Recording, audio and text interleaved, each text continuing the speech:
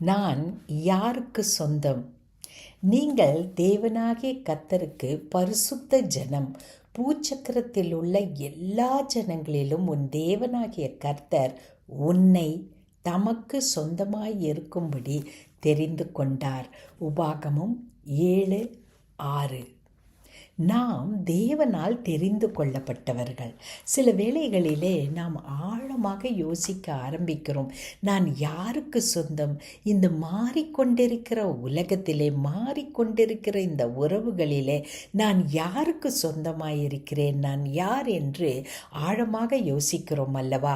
அந்த சமயத்தில் நாம் நம்மை நினைவுபடுத்தி கொள்ள வேண்டியது, நான் தேவனுக்கு சொந்தமாயிருக்கிறேன், தேவனுடைய சொத்தாய் இருக்கிறேன் என்று நம்மையே நாம் நினைவுபடுத்தி கொள்ள வேண்டும். இந்த கருத்தை நம்முடைய ஆழ் மனதிலே நாம் பதித்து விட்டால் நம்முடைய சந்தேகங்கள் எல்லாம், நம்மை வருத்தப்படுகிற எண்ணங்கள் எல்லாம் மாறிக்கொண்டே இருக்கும்.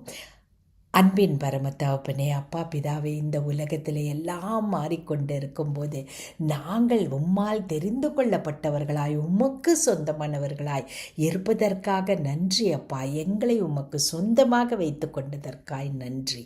இயேசு கிறிஸ்துவின் மூலமே கேட்கிறோம் பிதாவே. ஆமேன், ஆமேன்.